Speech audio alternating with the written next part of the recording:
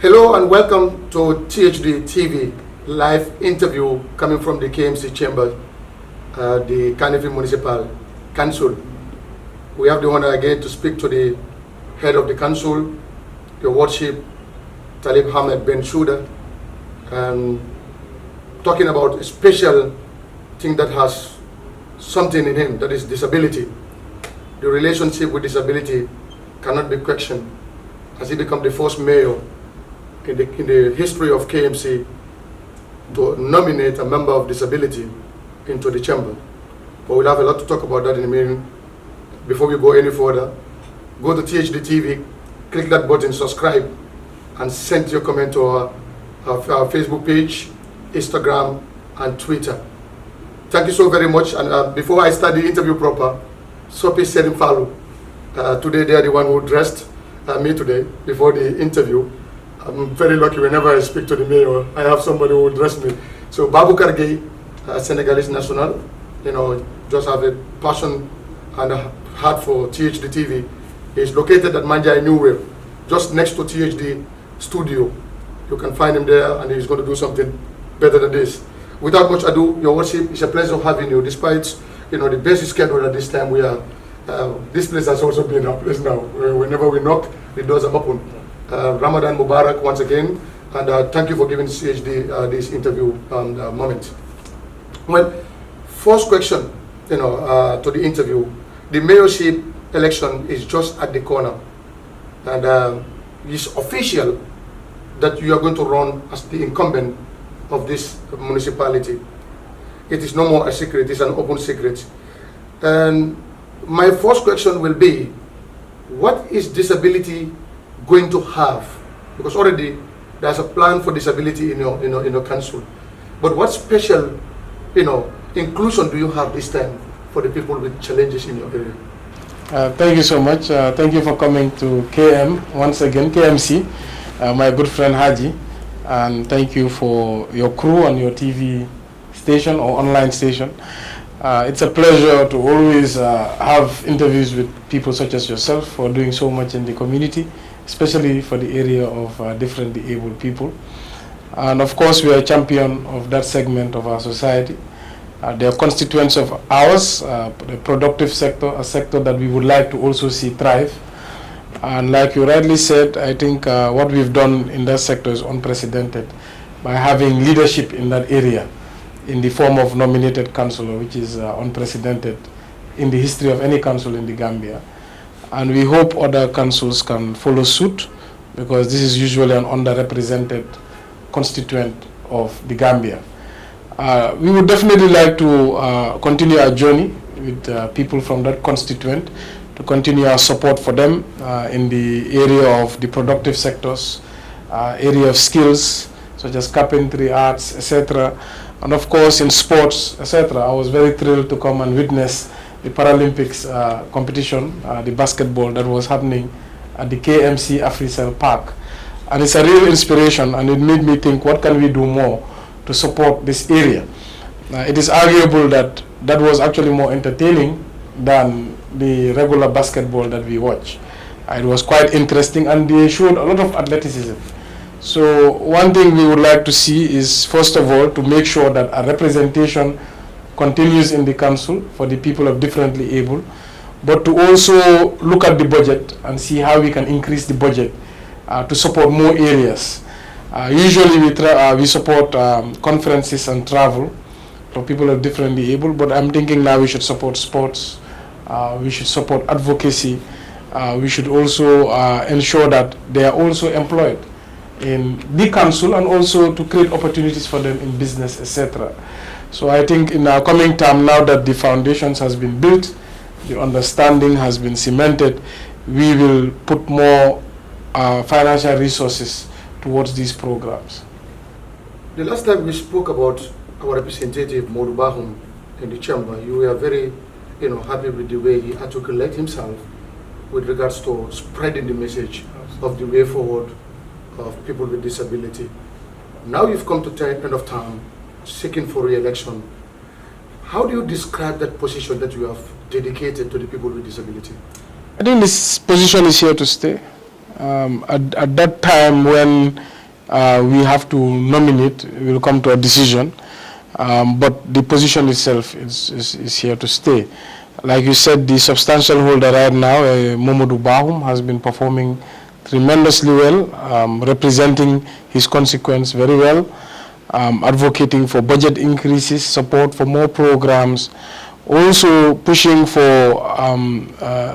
in terms of accessibility of buildings, trying to ensure that council buildings have access also for wheelchairs, have access for people who are differently able. And every council initiative we put on the table in council, as far as infrastructure is concerned, he does advocate for access. You talked about the library that you building now will have access for people with disability. And we also know that it is not a hidden, it's not a secret anymore, that infrastructure has been one of the main constraints of people with disability. If re-elected, how soon will you touch that area to include people with determination in your region? We are constructing the library. We just saw the pillars go up yesterday. The casting is done. We are expecting the first floor to rise very soon, and within the next 12 months we hope to open it. Of course, we are also ensuring that there's access for people of different disability. We are also looking at generally all infrastructure projects in the council. Even the other day when we were talking about the bus service, we were talking about ramps, we were talking about buses that kneel to ensure that it can have low clearance for people who are disabled. So it is part and parcel now of council's thinking.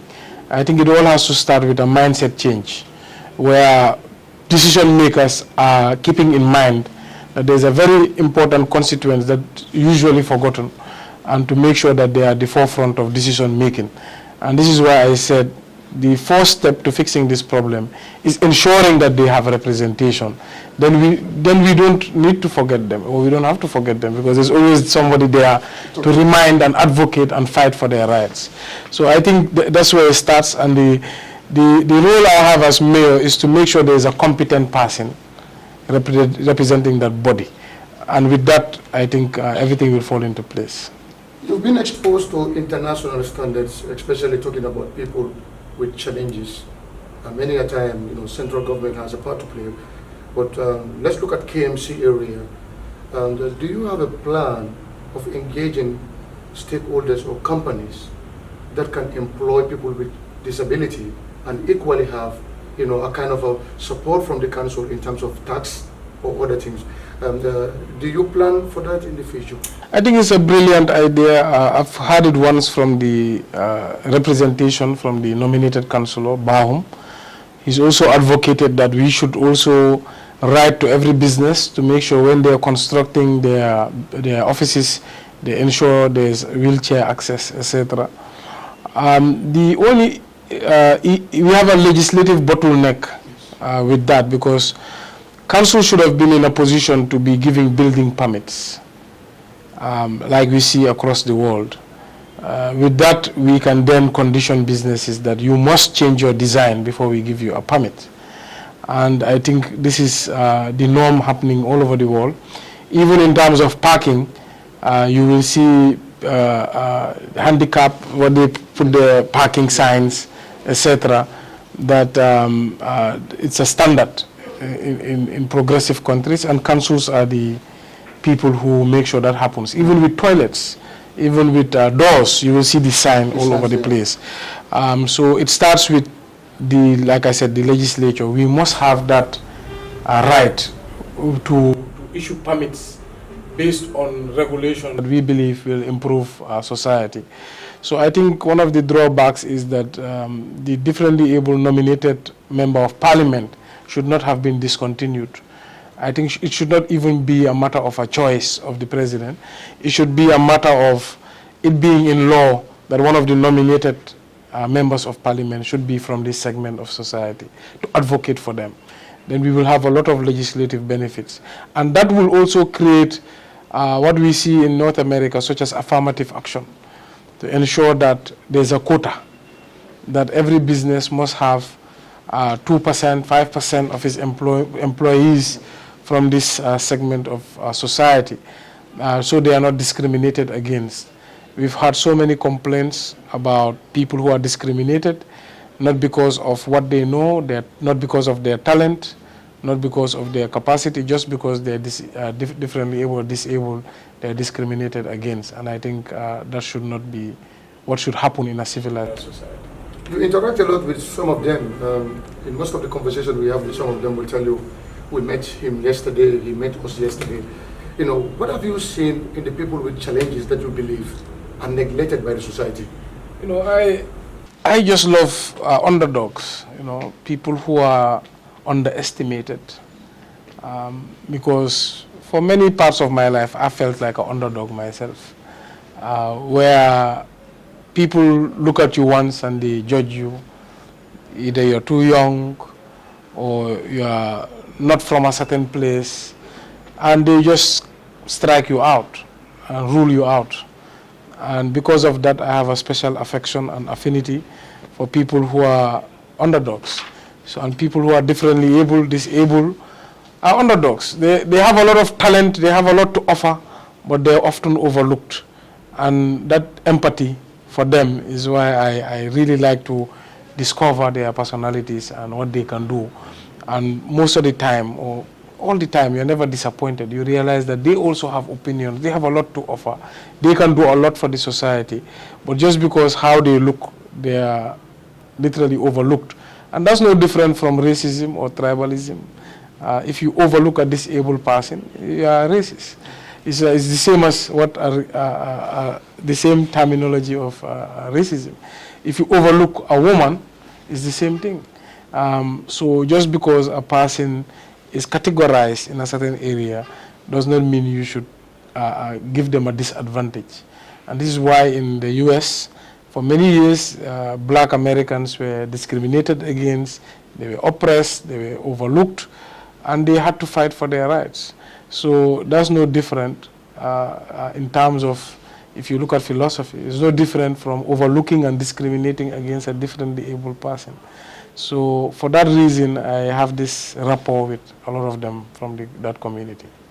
Well, we only ask this question because KMC has a seat for people with disability, and there are quite a number of people with challenges residing in KMC. And another serious constraint some of them complain or face is the lack of space in many of the markets built in the KMC. And how can you assure them that that will be a matter of the past now? It will, because the nominated councillor has been advocating for it, saying that we must create a quota. It's difficult now because the market infrastructure that exists for the most part has existed before, and there's already occupants of most of the shops or all the shops. So it would be difficult to go and find occupant and tell them go out and let somebody else come in. But in terms of new infrastructure, which we are planning, which is 7 markets, that would be a rule that we will put in place, and we will ensure that we remind the representative from the differently able councillors to make sure that at a policy level it is enacted, that there is a quota that is put in place, whether it be 5%, 10%, whatever it may be, that we will prioritize a certain number of shops for people who are differently able. In the case we cannot find them, then we can open it up to everybody else. Yeah. Will you join us to advocate with the people of determination, if elected, instead of being nominated, elected into office? Actually, that would be better. The problem with elections, though, the person needs to offer themselves for elections. So if the person does not offer themselves for elections, then you cannot certainly pick them to run for office. That would have been what would be preferred, because it would prove my point that they have just the same intellect, they have the same abilities to represent a whole constituent, whether be differently able or not. And that would also not limit them to just people who are differently able. It will show them that they are just an average human being. So definitely that would have been a best case scenario, but it has to be now people from that section of society to know that they can and to offer themselves up for election. Even being a youth in many Gambians' eyes is disabled. You have a disability. as age disability. And when I was running for office, I was 29 when I started campaigning. Wow. And when I won, I was about 30. 30 years. Yeah, so basically, many people would say the same things. He's too young, doesn't have the experience, like overlooked, you're an underdog. And we surprised everybody. We won. We proved them that young people can do it. And we've had a track record of leadership to prove that age is just a number. It's not about the age, it's about the character of a person. So in the same light is the people of disabilities. Disability is just a condition. It's just a physical condition. But it doesn't hurt your intellectual capacity, your ability to lead and govern and to lead the masses. So we would just encourage people from the differently able community to put themselves out there. Politics is never going to be easy. And we always expect people will pick on your weaknesses to discourage you and to convince the population. It's normal. But you have to have that conviction that you can do it, and we believe you can do it. I believe they can do it. What will you tell the other regions who have not yet tested the input of people with challenges in their respective councils that KMC and Talib Ahmed Bensouda is enjoying it? I would say you'd be pleasantly surprised that, for example, Mamadou Bahum is one of the most articulate councillors, if not the most articulate councillor. His contributions are vast and is not limited to the differently able community.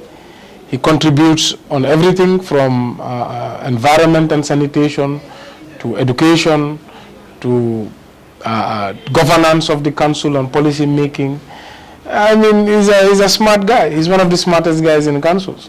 So we brought him in to represent this segment, but once you're in council, you can debate and discuss and advise on all topics. So I think it has been a tremendous addition in the council, and it brings a fresh perspective and a different angle that we don't think about. And I think also being from a vulnerable section of society, they also have affinity for other vulnerable sections of society, such as children, toddlers, such as, for example, people who come to Gambia to settle for work, who also feel a level of discrimination sometimes, and they can advocate for those types of things. I remember there was one council meeting when one councillor raised and said, but this particular tribe is selling all over in our country and they are not Gambians. And Bahum stood and said, how can you say a tribe is not Gambian? When did tribe and nationality become the same thing? And that correction I was so proud of him, and all the council applauded him for that remark. Yeah. What is the way forward for people with challenges? I think we need to cater for them in society. True, Gambia is very poor, but accommodating people is not about money. It's about the will. You have to have the will that it can happen to me, it can happen to anybody. You can be born that way, you can have children who can be born that way, you can suffer an accident, and understand that this has nothing to do with the person's humanity and what they have to offer. And I think how we also support and accommodate them speaks a lot about what humanity is all about. It's about helping each other, it's about supporting each other. That's what humanity is about. And we must understand we all have weaknesses. Most of our weaknesses are just not visible. Yeah. But we all have weaknesses. Some have character weaknesses, some have knowledge deficiency, some have intellectual capacity gaps. But when you look at them as an able-bodied person, you will think they are perfectly okay. Yeah. But if you talk to a person, you start to understand everybody has a disability. So what we are talking here is physical, because it's obvious, you can see. And that's just a constraint they have that we don't have, which is physical. And we need to accommodate them by creating infrastructure, creating programs that allow them to participate fully in society, using their other talents and skills, which in many cases far exceeds our own talents in those particular areas. But not only Bahum lives with disability in this council, there are others who are here. Yes, how do you rate them too? Perfect. Like I said, we have about, I think all three of them that I notice are in finance department. And you know, Very finance, important department. yeah, very important. And it's only entrusted to the most capable. And they are highly intellectual, very dedicated, always punctual. You know, well, usually when you have a constraint in one area, the human nature is as such that your body sort of focuses on other areas and strengthens them. So you will find that because they're using less senses in one area, they focus all their senses and they grow talents beyond the normal human being. And that can be a tremendous asset in an organization such as KMC. So definitely we have those individuals here, and recently we've actually been trying to help some of them with their medical treatment and problems they have. Yeah. How will you want to see the KMC in terms of representation of disability before you hang your boots here, or before you say? Well, I hope to see more staff. I hope to see more representation. I know the election map has already been released. I don't think we have any candidates who are from the differently able. But yesterday I was with a young man, very interesting young man in Bartes. I wouldn't say his name, maybe I'll tell you after. Okay. But he's one of the biggest mobilizers politically for political parties. And we were with him yesterday. He was with house to house with us the entire day. We worked for 7 hours. We were together. And it was just a wealth of knowledge. At some point he got emotional because he felt that a lot of politicians came and he helped them and they promised to support him and they never did. And he approached me. I didn't approach him. He approached me and said he's seen what I've been doing for people who are differently able, and he has confidence and trust that I'm the right guy to support, because not for his own benefit, but I'm helping that segment of society. I said, well, I'm not helping them. I am actually utilizing them to have an impact in the council operations. I'm engaging them. So they're helping me. They're helping me understand how to bring programs that can benefit society at large. So it was a very interesting day here. Finally, we get into the final part of this interview. How do you survive, the brouhaha that is going on within the political scene? Well, it's politics. There's good politics, there's bad politics. We hope there was only good politics. But we see it all over the world. We see that it's part of the territory. You have to have the thick skin. You have to have the courage. Because end of the day, what matters is why are you in politics? If you're in politics to fix your nation and you're passionate about it, then no amount of obstacles should dissuade you. But like I said, I wish Gambia's politics was more on the good side, meaning it is a competition of ideas, competition of track record, what have you have delivered for the people, not in terms of character assassination, mudslinging, or tribalism, all these other nasty things. So we hope that things can be better, but if they continue this way, we the politicians who feel that we are the good ones should always advocate for harmony in the community and decent politics. Yeah. You came as a very young man when you were elected as... I'm still a very young man. And what have you learned during this period that has made you a better person in politics, especially Gambian politics? I think the most interesting thing that I have discovered probably in politics is that it is a very self-interested game. When you are on the outside, you literally have all these, big dreams about impact you can have on society, and you imagine that people are in it because they actually want to do good. But once you actually get into the midst of it, you find that a lot of people that are working in politics have just a self-interest.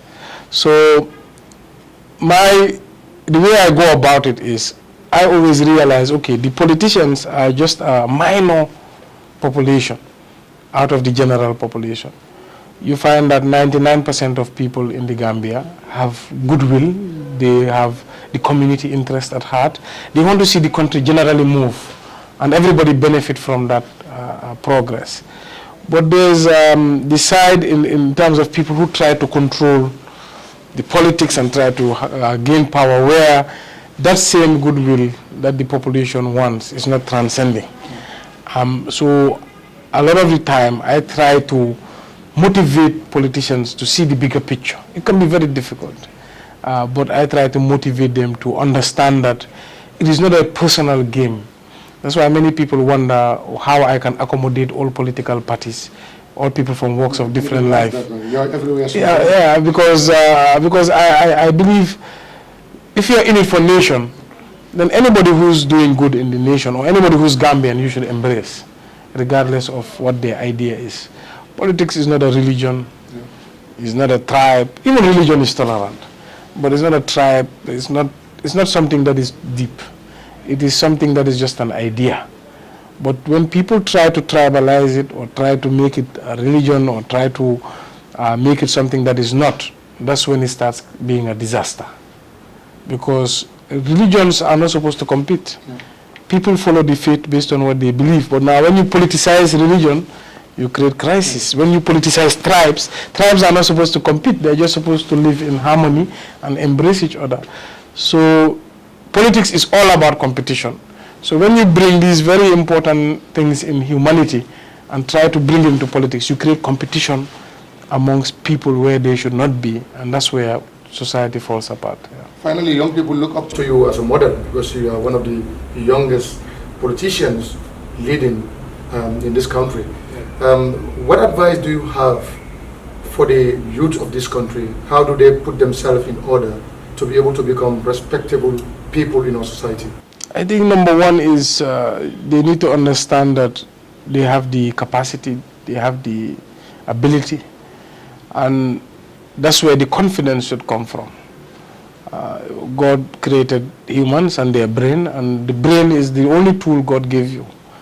The brain is what you use to generate and to produce and to do everything else.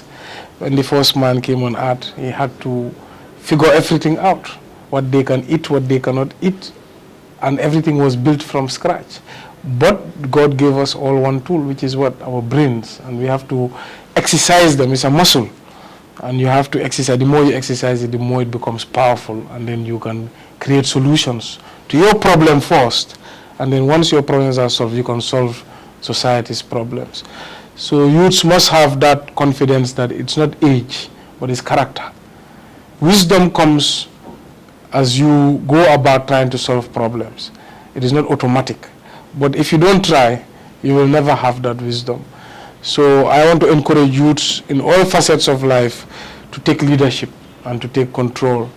Politics is not the only area one can take leadership. It's just one of many areas. You can take leadership in your community, you can take leadership in your sports, you can take leadership in arts, you can take leadership in business, in all sorts. Anything one is in. You can be an activist, you can be in an NGO, you can be a volunteer, you can be in a family and take leadership.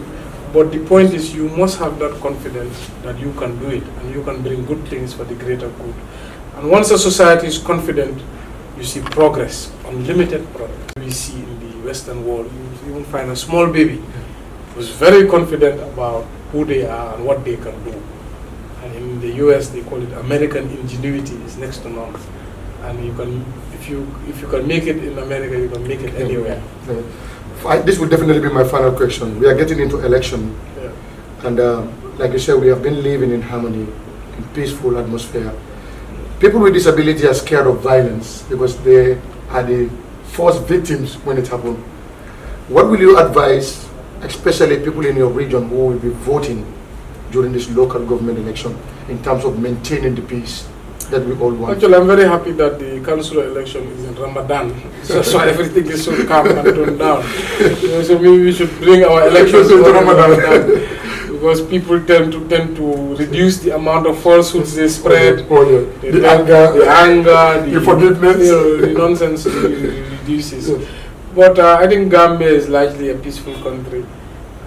It's largely, well, it should be a secure country. I think Gambians number one priority is maintaining the peace. And I think democracy should not change that. Freedom of speech should not change that. It should actually enhance it. But responsible people need to make sure their voices are heard and not take a backseat. Because when responsible people take a backseat, it's just like Martin Luther King's quote, in the absence of, injustice is the absence of justice.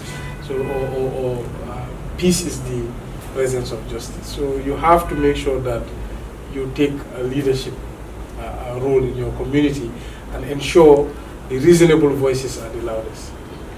It's been a special day. Today is a bad day. 4th April is always a special day to me. And for your information. Oh yes, happy birthday. Thank you so much. We have launched a foundation Absolutely. which is called Haji Guy Drame Foundation for the Physically Challenged. Oh, that's it's great. also launched today. Oh wow. So thank you so very much once again. Thank you so much. It's a pleasure talking to you. Thank you so much. Thank you so much. Thank you. Thank you. Well, viewers, that's all we have from the chambers of the Lord Mayor of KMC, Mayor Bensouda. Follow our channel as we bring you more, reactions on plans for disability in the upcoming elections. Thank you so very much. I've been your host, Haji Drame.